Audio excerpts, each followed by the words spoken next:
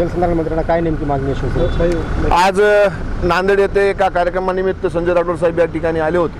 त्यांना माननीय एकनाथभाई शिंदे व महाराष्ट्र राज्याचे मुख्यमंत्री देवेंद्र फडणवीस यांच्या एक प्रतिनिधी म्हणून मी त्यांना एक निवेदन दिलेलं आहे. त्या निवेदनामध्ये आम्ही या ठिकाणी शिवसेनेतर्फे मागणी केली आहे, शिवसेनेच्या पदाधिकाऱ्यांना दुजाभाव एक विरोधी पक्षाच्या सदस्यासारखं जशी वागणूक या ठिकाणी देण्यात येत आहे.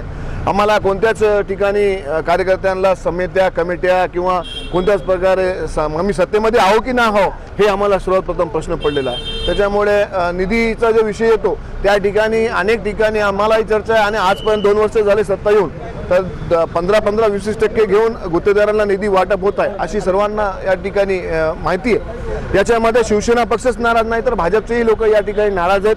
त्याच्यामुळे भाजपचे लोक समोर येऊन सांगू शकत नाही, पण त्यांच्या आतल्या जे चर्चा आहेत ते आमच्यापर्यंत आलेल्या आहेत. पण आमच्या शिवसेना पक्षावर जे अन्याय होत आहे त्याबद्दल मी शहरप्रमुख तुलजेश यादव म्हणून मी या ठिकाणी निवेदन दिलेलं आहे की हे पालकमंत्री काही आम्हाला या मानसन्मानाची वागणूक या ठिकाणी देत नाही आणि शिवसेनेच्या कार्यकर्त्यांना घेऊन चालत नाही. त्याच्यामुळं या ठिकाणी शिवसेनेचा पालकमंत्री नांदेड जिल्ह्याला देण्यात यावा अशी या ठिकाणी मी मागणी केलेली आहे. धन्यवाद.